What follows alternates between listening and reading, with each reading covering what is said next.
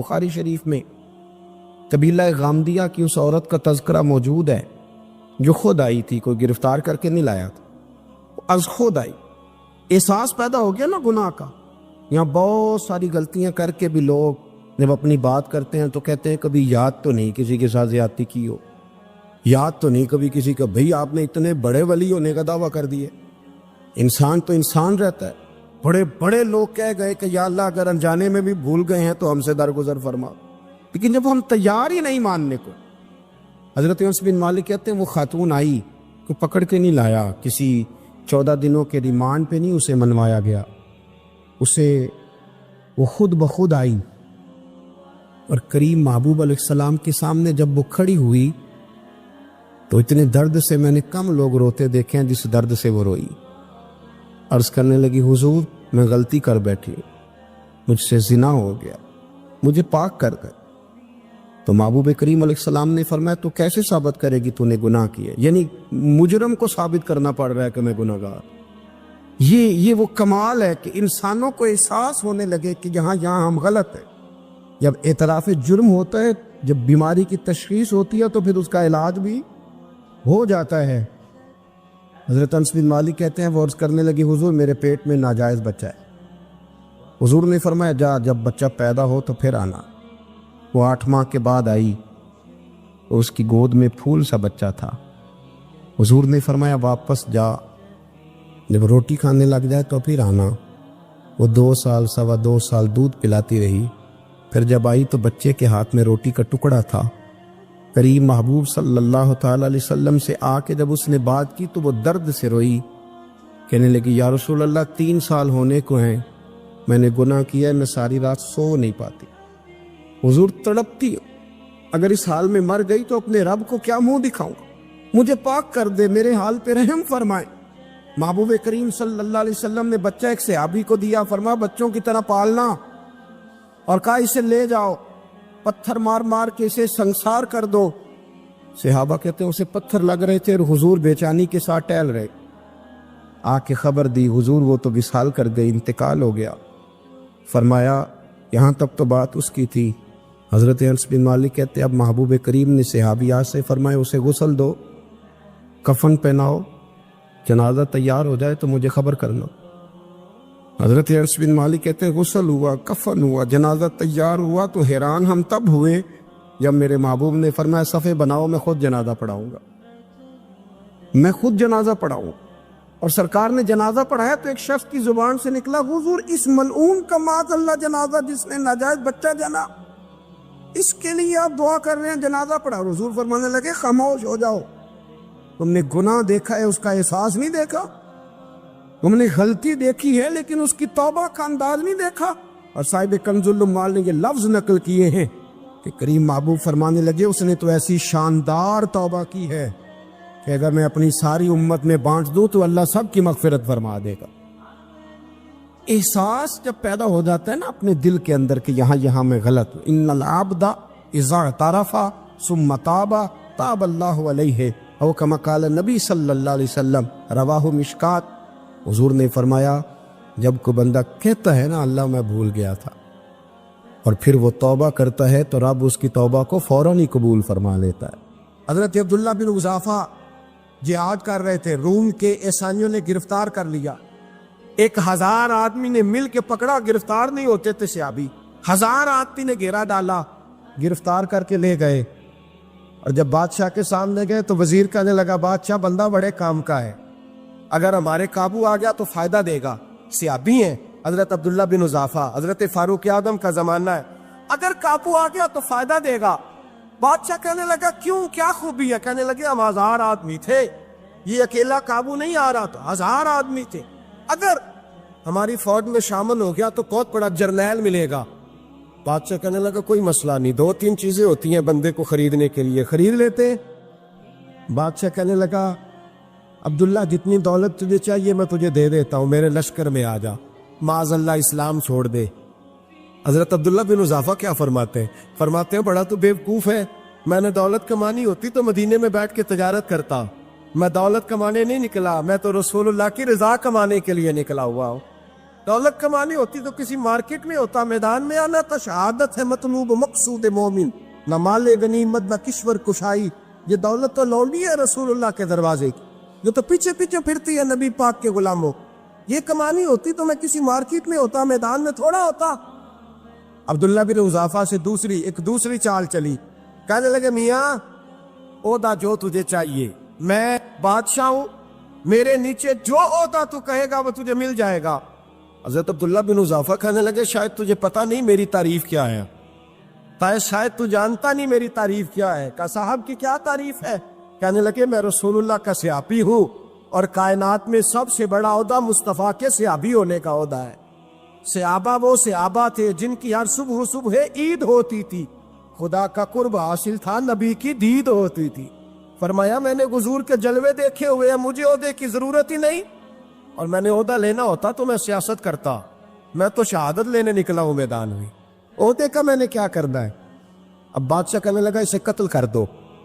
وزیر کہنے لگا نہیں، ایک بات اور ہے، مجھے ایک چال اور چلنے دو۔ کہا وہ کیا؟ کہنے لگے میری بیٹی بڑی خوبصورت ہے، مجھے موقع دو اپنی بیٹی کو سجا بنا کے، وہ جوان جس کی جوانی اتنی بڑی ہے کہ 1000 آدمی مقابلے میں کھڑا نہیں ہوتا، اس جوان کے کمرے میں رات کی تنہائی میں بنا سوار کے بی بی کو بھیجا۔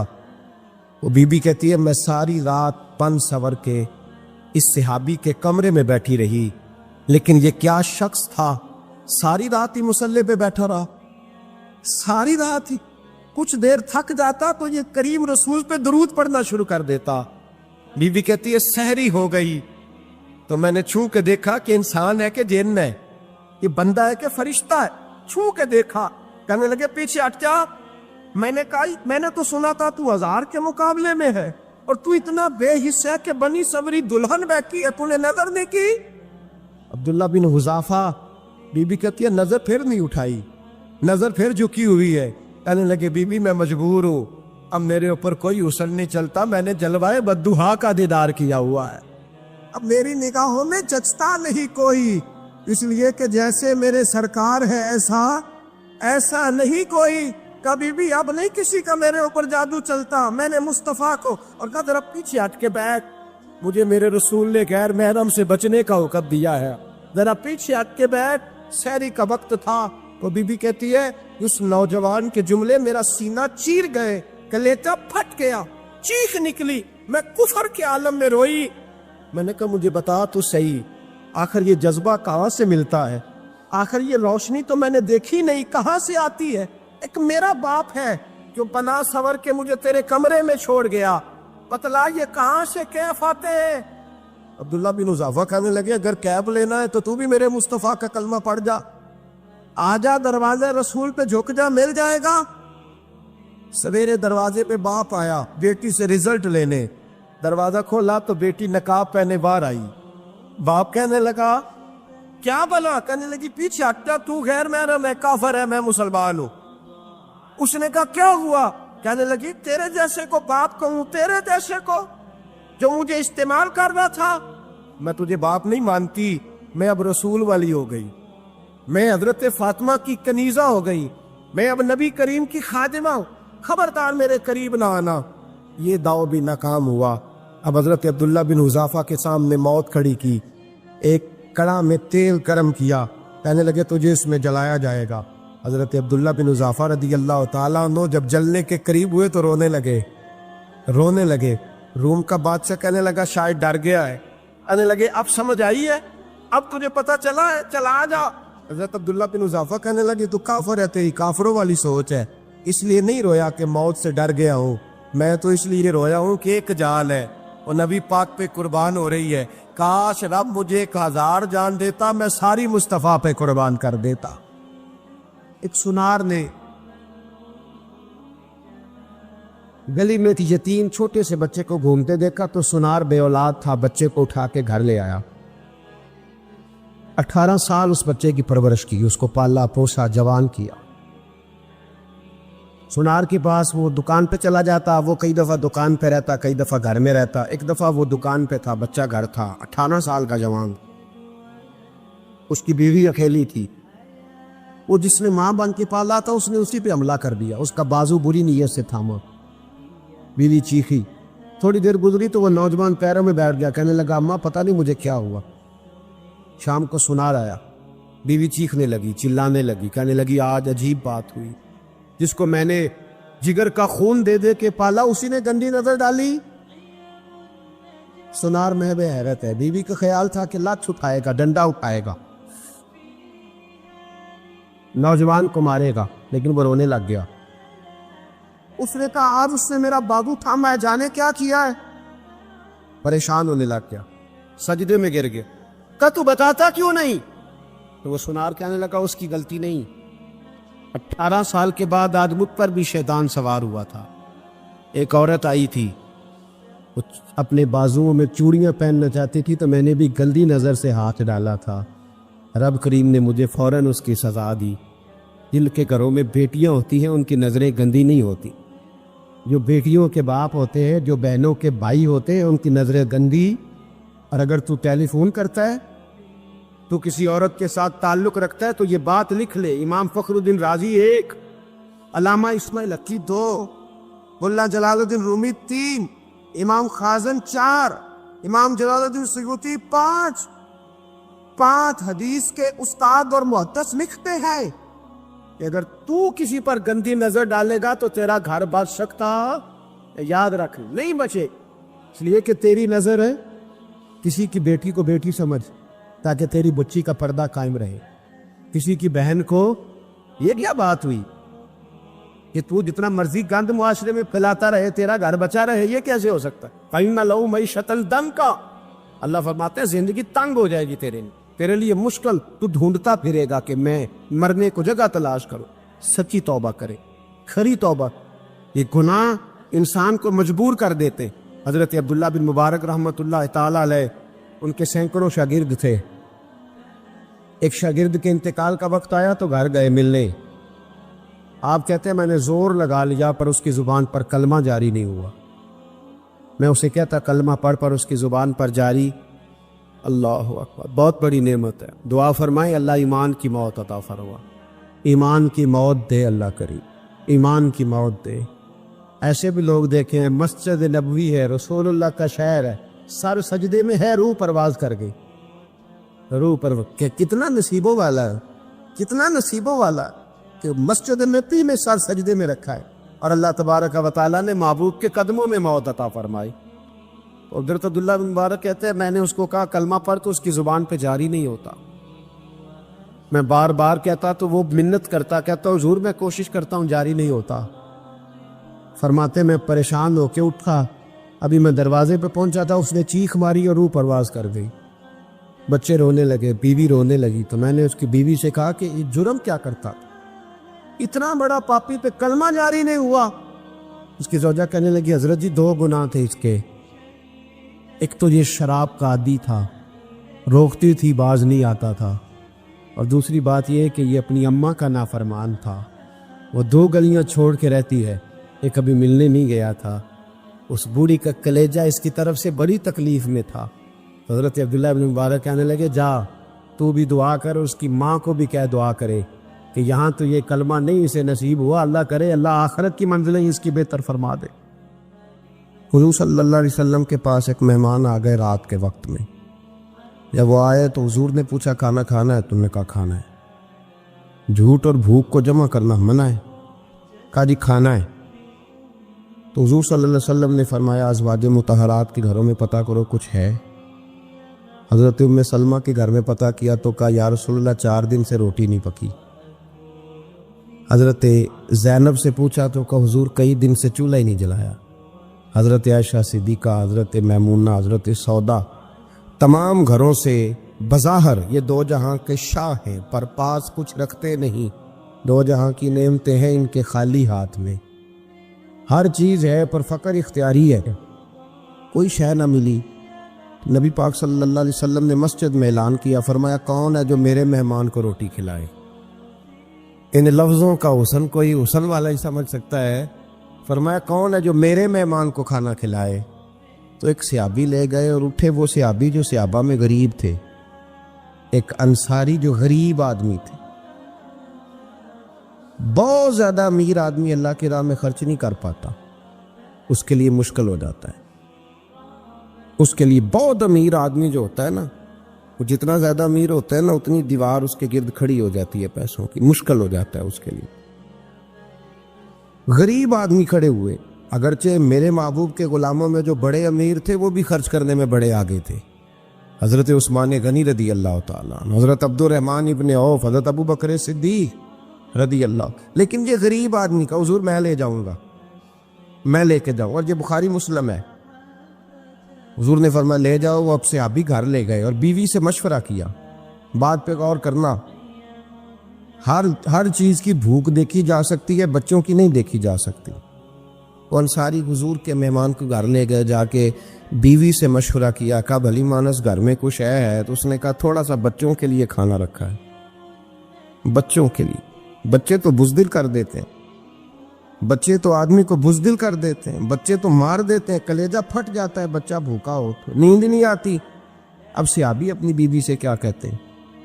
کہتے ہیں بچوں کو بہلا کے سلا دے، اور رسول اللہ کے لیے نہیں، رسول اللہ کے مہمان کے لیے، بھائی نبی پاک کے لیے نہیں، حضور کے تجھ سے در در سے سگ اور سگ سے ہے مجھ کو نسبت، میری گردن میں بھی ہے دور کا پٹکا تیرا، تجھ سے در در سے سگ سگ سے ہے مجھ کو نسبت۔ لمبی بات ہے کہ بچوں کو سلا دو۔ بی بی نے بچوں کو سلا دیا تو میاں بیوی کا مشورہ ہوا کہ مہمان کے ساتھ بیٹھ کے روٹی کھانا بھی سنت ہے۔ تو اب مہمان کے ساتھ بیٹھ کے کھانا بھی ہے تو کھانا ہے ایک دو آدمی کا۔ اب خاوند اپنی بیوی کو تیار کرتا ہے کہ میں بھی کھانے پہ بیٹھ جاؤں گا، تو بھی بیٹھ جانا، اور جب مہمان کھانے میں ہاتھ ڈال لے تو اٹھنا، کہنا او ہو دیا تو صحیح کیا ہی نہیں، ابھی بجھ جائے گا، اور جا کے دیا بجھا دینا۔ ہم ہاتھ ہلاتے رہیں گے، مہمان روٹی کھاتا رہے گا۔ اور یار اس درد کو، اس کیف کو سمجھو، گھر میں بچے بھی بھوکے، بچوں کی ماں بھی بھوکی، بچوں کا باپ بھی بھوکا، دسترخوان پہ روٹی لگ گئی، روٹیاں چون ڈالیں، بی بی اٹھی کہنے لگی او ہو چراغ تو صحیح کیا ہی نہیں، یہ تو بجھ جائے گا۔ حوصلے مند بی بی جس نے بچے بھوکے سلا دیے، وہ بھوکے سوئے ہوئے بچوں کی بھوکی اماں اٹھی اور اپنے خاوند کی تابے داری میں اٹھی، میں گڈی تے ہاتھ ڈور سجن دے، وہ جنج رکھے اونج رہنا ہے، اٹھی اور اس نے نا دیا ٹھیک کرنے کے بہانے بجھا دیا۔ مہمان روٹی کھاتا رہا اور رسول اللہ کے نوکر قربانی دیتے رہے۔ وہ روٹی کھا کے سیر ہو کے بستر بچھایا تو سو گیا۔ یہ میاں بیوی ساری رات بچوں کی طرف دیکھتے رہے اور غور کرتے رہے اور راضی رہے کہ ہم نے حضور کا فریضہ نبھایا ہے۔ قربان جاؤں محبوب پہ، بے خبر ہو جو غلاموں سے وہ آقا کیا ہے۔ وہ صحابہ وہ اگر قربانیاں دیتے تھے تو جو اعزاز ملتا تھا وہ بھی بڑا شان والا ہے۔ صحابی کہتے ہیں میں فجر کی نماز پڑھنے مسجد آیا، پہلا قدم رکھا تو میرے کریم بولے، حضور نے فرمایا رات جو تو نے اور تیری بیوی نے عمل کیا ہے خدا کو بھی بڑا پسند آیا ہے، محمد مصطفیٰ کو بھی بڑا پسند ہے۔ اور پھر ایک لفظ اور ہے حدیث میں، ایک روایت میں کچھ جملے اور بھی ہیں۔ حضور نے فرمایا جب تو اور تیری بیوی رات مہمان کے ساتھ احسار کر رہے تھے نا، تو عرش کا مالک تمہیں مسکرا کے دیکھ رہا تھا، رب تمہیں دیکھ کے مسکرا رہا تھا، رب تمہیں دیکھ کے مسکرا، تر بامنی پہ شیخ ہماری نہ جائیے، ہم دامن نچوڑ دیں تو فرشتے وضو کریں۔ اور میں وہ مسکرا رہا تھا کہ میرے بندے میرے رسول کی رضا کے لیے کیا کر رہے ہیں۔ اور صاحب دیکھو، نبی پاک کے لیے نہیں، خاندان کے لیے نہیں، خاندان نبوت کے لیے نہیں، حضور کے نہ سمجھے یار، اس پہلو کو سمجھے۔ نبی پاک کے بریلی کے امام بول پڑے، فرمانے لگے تجھ سے در سے سگ سے ہے مجھ کو نسبت، تجھ سے در سے سگ کتے کو کہتے ہیں فارسی میں۔ فرماتے محبوب تیرا دروازہ اور دروازے پہ کتا، اور کتے کے پاس میں بیٹھا ہوں، چلو کتے کے پاس تو بیٹھا ہوں نا، میری گردن میں بھی کوئی تو پٹکا ہے ہی ہے نا، تجھ سے در سے سگ اور سگ سے ہے مجھ کو نسبت، چلو میری گردن میں بھی ہے دور کا پٹکا تیرا۔ قرآن مجید بول اٹھا، رب کریم نے فرمایا حبیب یہ تیرے غلام وہ ہیں کہ وَيُقْصِرُونَ عَلَىٰ أَنفُسِهِمْ وَلَوْ كَانَ بِهِمْ خَصَاصَةٌ، فرمایا ان کا حال یہ ہے کہ جس چیز کی شدید حاجت ہوتی ہے وہ بھی اپنے بھائیوں پہ قربان کر دیتے، وہ دے دیتے ہیں تیرے نام پہ، جب مکے والے مدینے آئے انصار مدینہ تو میرے مصطفیٰ کریم نے فرمایا نہ تمہاری نسلیں ایک ہیں نہ قبیلے ایک ہیں، لیکن تمہارا نبی ایک ہے، تمہارا رسول ایک، خدا ایک، کتاب ایک، تمہارا میری وجہ سے رشتہ ہے۔ چلو اپنے بھائیوں کے ساتھ احسار کرو، چلو احسار کرو۔ اگر کسی کے 2 مکان تھے تو اس نے ایک اس کو دے دیا جو مکے سے آیا تھا، 2 باغ تھے تو ایک دے دیا، کسی کے پاس ایک تھا تو آدھا بانٹ کے دے دیا، ہر چیز تقسیم کر دی۔ حالات بدل جاتے ہیں، حالات بدل جاتے ہیں۔ تلک الایام نداولها بین الناس، اللہ لوگوں کے درمیان دن بدل دیتا ہے، حالات بدل گئے۔ بڑا مال غنیمت آیا، بنو نذیر کا علاقہ فتح ہوا تو میرے رسول پاک صلی اللہ تعالی علیہ وسلم نے انصار مدینہ کو اکٹھا کیا، فرمایا بھئی مال اب بڑا آ گیا ہے۔ 2 باتیں، یہاں تو اس طرح کرتے ہیں کہ میں ان کو کہتا ہوں جو مکے سے آئے تھے کہ جتنی تمہاری جائیدادیں باغ انہوں نے لیے ہیں واپس کر دیتے ہیں تمہیں، اور جو مال آیا ہے وہ بھی تم میں سے آدھا آدھا دونوں کے درمیان بانٹ دیتے ہیں، یا جیسے تمہارا دل چاہے، تمہارے مال بھی واپس کرتے ہیں اور جو وہاں سے مال آیا وہ تمہارے بیچ بانٹ دیتے ہیں، یا اگر تم کہو تو یہ مال ان کو دے دیتے ہیں مہاجرین کو، تمہیں تمہارے مال واپس مل جاتے۔ حضور نے پوچھا انصار مدینہ سے، حضرت سعد بن معاذ، سعد بن عبادہ تڑپ کے کھڑے ہوئے، عرض کی محبوبہ میں تو ابو بکر کو جانتا ہی نہیں تھا، حضور مجھے کیا پتا عمر کون ہے، میں کیا جانوں عثمان غنی مولا علی کی عظمتوں کو، محبوبہ میں نے تو تجھے ان کی طرف مسکرا کے دیکھتے ہوئے دیکھا ہے، تیرا جلوہ دیکھا ہے، تجھ سے در در سے ساگ ساگ سے ہے مجھ کو نسبت، یا رسول اللہ صلی اللہ علیہ وسلم ہم سے مشورہ نہ کریں، آپ اس طرح کریں جو جائیدادیں ہم نے انہیں دی ہیں وہ بھی ان کے پاس رہنے دیں، اور جو مال آیا ہے وہ بھی ان میں تقسیم کر دیں، اس لیے کہ ہمیں تو بس اتنا پتہ ہے کہ یہ آپ کے غلام ہیں، آپ کے نوکر ہیں، ہمیں اس سے زیادہ کسی چیز کے کوئی غرض ہے، بس آپ کے غلام ہے، بات ختم ہو گئی۔ حضور خاموش ہو گئے۔ صحابہ کہتے ہیں دیر کے بعد ہم نے کہا فیصلہ ہونا چاہیے، فیصلہ پتہ کیا ہوا؟ حضور نے ہاتھ اٹھائے، کہا اے اللہ میرے مدینے والوں پہ رحم فرما، اے اللہ میرے انصار پہ رحم فرما، اللہ ان کے جذبے قبول فرما۔ بھائی اظہار والی زندگی، وہ کیا بات ہوئی کہ میں نے بڑی قربانی دی ہے، تو اور جب تک تو قربانی نہیں دیتا تو قدر والا نہیں ہوتا۔ جو چیز قربانی سے حاصل ہوتی ہے اس کی قدر ہوتی ہے، جو چیز مفت میں آ جاتی ہے اس کی کوئی قدر نہیں ہوتی، کوئی قدر نہیں۔ میں اکثر سوچتا ہوں کہ حضرت خواجہ اجمیری کے خلیفے اجمیر میں بھی تو ہونے چاہیے تھے نا، لیکن ان کے خلیفے اجمیر میں نہیں ہوئے، دلی میں ہوئے۔ تو میں سوچتا ہوں دلی والوں کے خلیفے دلی میں ہونے چاہیے، لیکن دلی میں نہیں ہوئے، پاک پتن میں ہوئے، تو پاک پتن والوں کے یہاں ہو جاتے۔ وہ اس لیے کہ قربانی جو دیتا ہے نا، جو دور سے چل کے آتا ہے وہ قربانی کرتا ہے، قربانی دیتا ہے، اس کو قدر زیادہ ہوتی ہے۔ ہم نے کسی شے کے لیے کبھی قربانی نہیں دی، نہ دین کے لیے، نہ قرآن کے لیے، نہ مسجد کے لیے، نہ شیخ کے لیے، نہ طریقت کے لیے، قربانی تو ہے ہی نہیں۔ تو جو شے مفت ملتی ہے اس کا نہ مزہ آتا ہے نہ قدر ہوتی ہے۔ جو چیز قربانی کر کے لیتے ہو نا، قربانی کر کے، اس کی قدر ہوتی ہے۔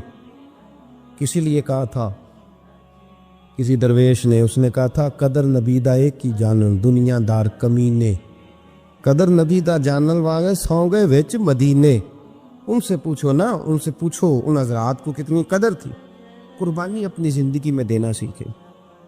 ایک ہوتی ہے بندے کی ذاتی خواہش، اس کو کچلنا بڑا مشکل ہوتا ہے۔ قربانی بڑی ضروری چیز کا نام ہے، اور جو قربانی دینا سیکھ جاتا ہے وہ بچ جاتا ہے۔ کتیا 6 بچے جنم دیتی ہے لیکن قربانی نہیں نہ دیتی بچوں کی، تو ریوڑ نہیں بنتے، اجڑ نہیں بنتے۔ بکری 2 بچے پیدا کرتی ہے اور سال کے بعد ہزاروں بچوں، لاکھوں بچوں کی قربانی دیتی ہے، پر پھر بھی جدھر جاؤ بکرے ہی بکرے نظر آتے ہیں۔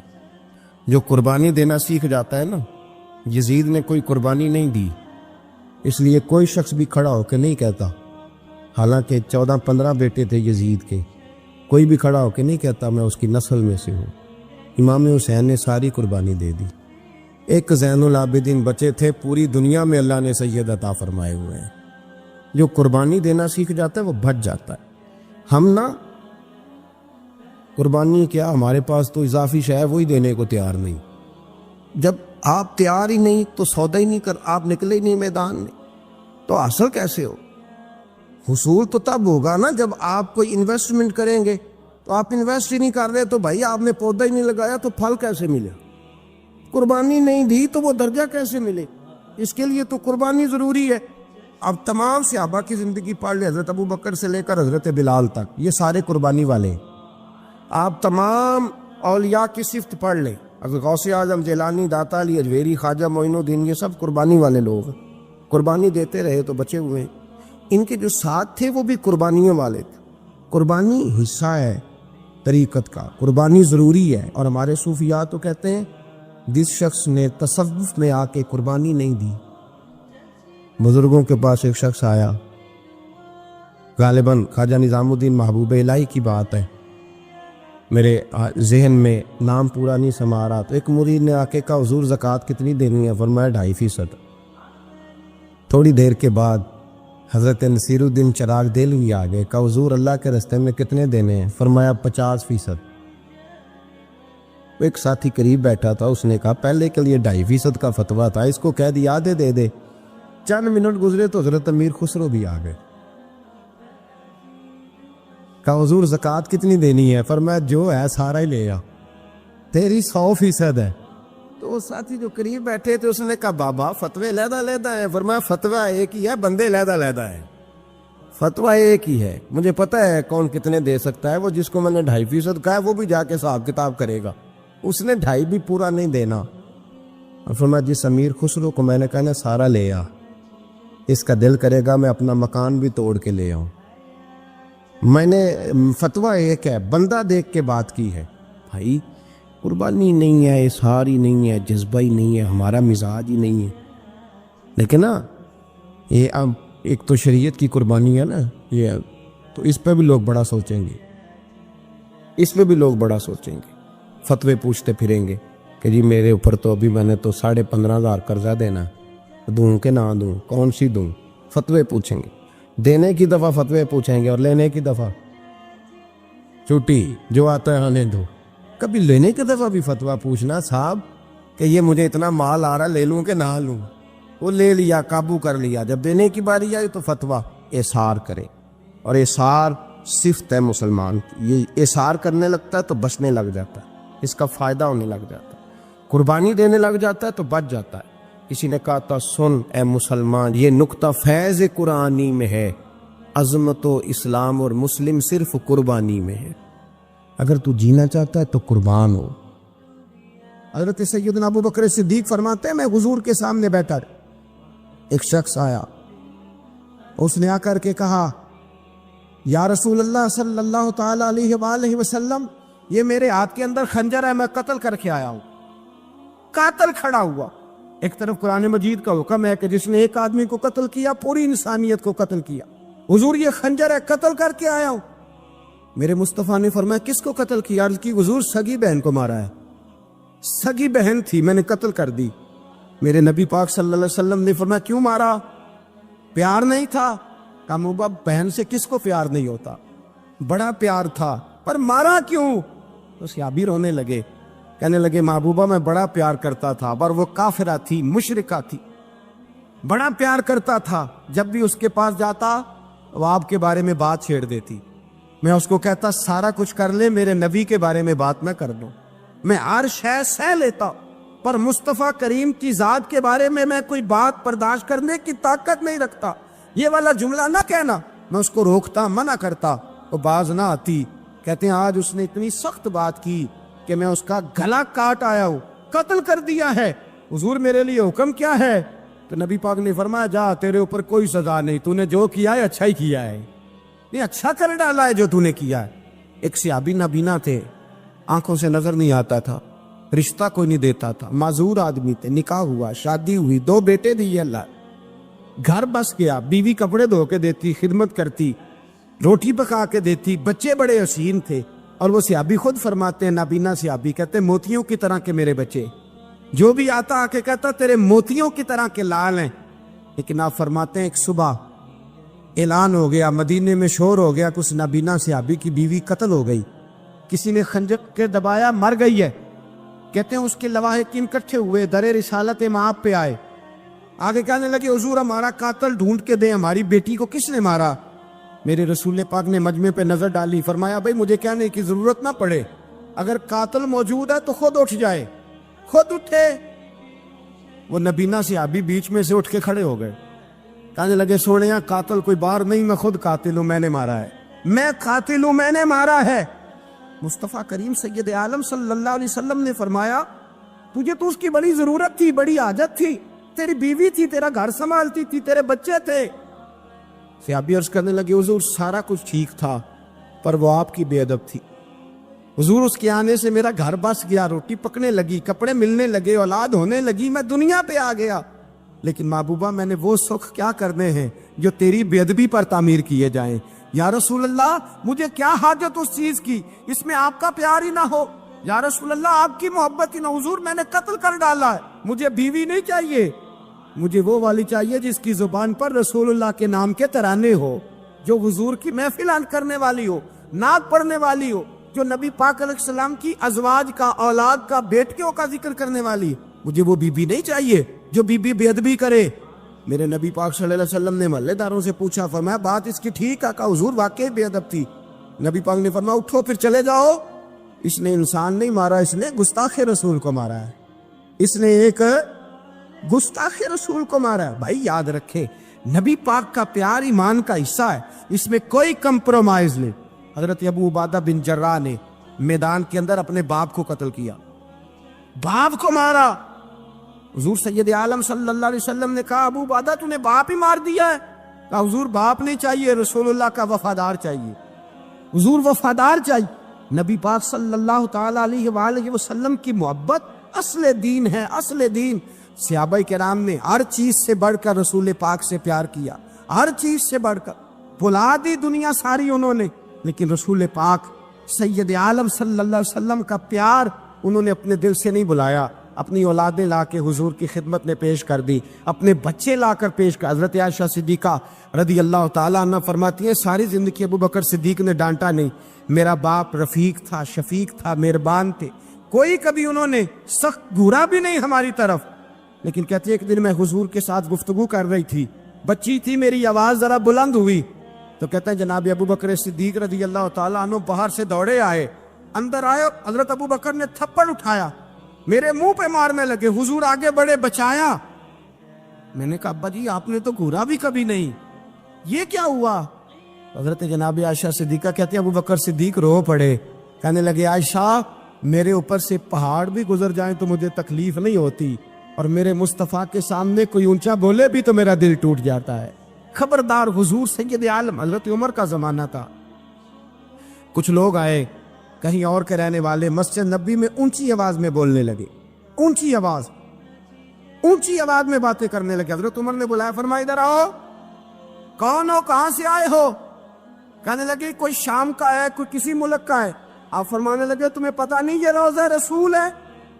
تمہیں پتہ نہیں یہ حضور کی مسجد ہے؟ لا ترفعوا اصواتکم فوق صوت النبی، تمہیں خبر نہیں تم کہاں آئے ہو؟ فرمایا اگر تم مدینے کے رہنے والے ہوتے میں تمہیں دروں سے مارتا، تمہیں سزا دیتا۔ تمہیں ادب رسول کا نہیں پتا، تمہیں رسول اللہ صلی اللہ علیہ وسلم کے طریقے کا نہیں پتا۔ نبی پاک صلی اللہ علیہ وسلم کے وجود سے خون نکلا، حضور نے حضرت عبداللہ بن زبیر سے کہا ٹھکانے لگا دو، جاؤ ٹھکانے لگا دو، ایسی جگہ لگاؤ جہاں کسی کی نظر نہ پڑے، خون بہتا ہوا خون حرام ہے، قرآن پاک نے بیان کیا ہے۔ کہا ٹھکانے لگا دو۔ حضرت عبداللہ بن زبیر باہر نکلے اور حضور کا جو خون تھا وہ پی گئے۔ حضور نے کہا تھا پی لینا، کیا کہا تھا؟ ٹھکانے لگا دو، پی گئے۔ واپس آئے تو مصطفیٰ نے فرمایا کہاں ٹھکانے لگایا؟ کہا یا رسول اللہ ایسی جگہ جہاں کسی کی نظر نہیں پڑے گی، ایسی جگہ جہاں کسی کی نظر نہیں پڑے گی۔ حضور نے فرمایا پی گئے ہو؟ کہا حضور پی گیا ہوں۔ فرمایا جاؤ، نبی کا وعدہ ہے تمہارے وجود کو جہنم کی آگ چھوئے گی بھی نہیں۔ ہم وہ والا پیار کرتے ہیں جو حضور نے کہا ہے۔ حضرت ام ایمن نبی پاک کی دائی تھی، حضور کی رضائی والدہ تھی، سرکار کی طبیعت مبارک علیل ہوئی تو حضور نے نا، ویسے نبی پاک جب پخانہ کرتے تھے نا تو حضرت عائشہ صدیقہ فرماتی ہیں حضور کے پخانے سے کستوری سے بھی زیادہ خوشبو آیا کرتی۔ اور آپ حضرت انس بن مالک فرماتے ہیں حضور کھیتوں میں پخانے کے لیے جاتے، میں ساتھ جاتا، جہاں نبی پاک صلی اللہ علیہ وسلم پخانہ کرتے میں وہاں جا کے دیکھتا تو کوئی شے نہ ہوتی۔ میں کہتا حضور کہاں گیا؟ اللہ کے رسول فرماتے جب میں پخانہ کرتا ہوں تو زمین کھل جاتی ہے، میرا پخانہ اندر سمو لیتی ہے۔ حضور کے پخانے اور پیشاب سے کستوری کی خوشبو آتی تھی، کستوری کی خوشبو آتی تھی۔ حضرت ام ایمن رضی اللہ تعالی عنہ کہتی ہیں حضور نے پیشاب کیا، طبیعت مبارک قلیل تھی تو لکڑی کے ایک برتن میں حضور نے پیشاب کیا اور کہا اماں جی اس کو بار رکھا ہے، کہیں بار ٹھکانے لگائیں۔ حضرت ام ایمن کہتی ہے میں نے اسے ہاتھ لگایا تو میرے وجود سے بھی خوشبو آنے لگی، میرا جسم مہکنے لگا۔ حضرت ام ایمن کہتی ہے میں باہر جا کے نکال کے دکھاؤ کسی حدیث سے کہ رسول پاک نے فرمایا ہو میرا پخانہ پی جانا۔ حضرت ام ایمن باہر گئیں، نبی پاک کا پیشاب مبارک پی گئیں، واپس آئیں تو حضور نے فرمایا اماں کہاں رکھا ہے؟ کہنے لگی محبوبہ وہاں رکھا ہے، کسی کی نظر نہیں پڑے گی۔ حضور نے فرمایا پی گئی ہو؟ کہا حضور پی گئی ہوں۔ فرمایا جاؤ میرا وعدہ ہے قیامت تک تمہیں پیٹ کی بیماری کوئی نہیں لگے گی، جب تک زندہ رہو گی پیٹ کی بیماری۔ حضور نے کہا تھا کہ پی جاؤ نا۔ بھائی یاد رکھے رسول اللہ صلی اللہ علیہ وسلم کے صحابہ جو حضور کی تعظیم کرتے ہیں تو اس کا حکم نہیں دیا نبی پاک، لیکن وہ جانتے جب تعظیم کی باری آئے تو جو بھی کام تعظیم کا ہوگا، جو کام بھی عزت کا ہوگا وہ عزت دی جائے گی۔ ایک صحابی حضور علیہ السلام کی گھوڑے کو کجاوا بالا کرتے تھے، کاٹھی ڈالتے تھے۔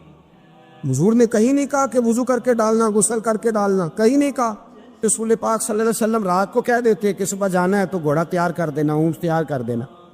ایک دن اللہ کے محبوب سویرے اٹھے، گھوڑا تیار تھا، حضور بیٹھے تشریف لے گئے۔ جب تشریف لے گئے نبی پاک صلی اللہ علیہ وسلم تو حضور واپس آئے تو بلایا، ان سے صحابی کا نام تھا حضرت اسلم بن شریک۔ ان کو بلا کے حضور نے فرمایا یار آج کجاوا تو نے نہیں باندھا۔ وہ رونے لگے، کہنے لگے محبوبہ اس کا مطلب ہے میرا باندھنا آپ کو پسند آتا ہے، اس کا مطلب ہے میری خدمت قبول ہے۔ فرمایا تو نے نہیں باندھا؟ یا رسول اللہ نہیں۔ فرمایا کیوں نہیں باندھا؟ کیا جواب ہے، کیا حسن ہے۔ کہنے لگے یا رسول اللہ میں صبح اٹھا تو میرے اوپر غسل فرض تھا، اگر میں بغیر غسل کے ہاتھ لگاتا حضور کو نہیں نبی پاک کے گھوڑے کے کجاوے کو، کہا حضور گھوڑے کے کجاوے کو بغیر غسل کے ہاتھ لگاتا تو بے ادبی تھی، اور اگر غسل کرتا تو حکم ماننے میں دیر ہوتی تھی، یہ بھی بے ادبی تھی، لہذا کسی اور کی ڈیوٹی لگائی۔ صحابہ نے حضور کی وہ تعظیم کی جس کا حضور نے حکم نہیں دیا تھا نبی پاک نے کہ یہ والی تعظیم کرو۔ ایک دن حضرت عمر فاروق جناب ابو بکر صدیق سے ملنے آئے، کہنے لگے ابو بکر ایک کام سے آیا ہوں۔ کہا عمر کہو۔ امیر المومنین کے پاس آئے جناب عمر، ایک کام سے آیا ہوں۔ کہیے۔ کہنے لگے ایک شے کی ضرورت ہے، مانگوں گا تو آپ دے دیں گے؟ جناب عمر فاروق رضی اللہ تعالیٰ عنہ کہنے لگے میرے بس میں ہوئی تو ضرور دے دوں گا، تو میرا بھائی ہے بات تو کر۔ تو حضرت عمر نے پتا کیا مانگا؟ کہنے لگے ابو بکر وہ جو غار ثور میں تم 3 دن حضور کے ساتھ رہے ہو نا، میں 3 راتیں نہیں مانگتا، ان میں سے مجھے 1 رات دے دو۔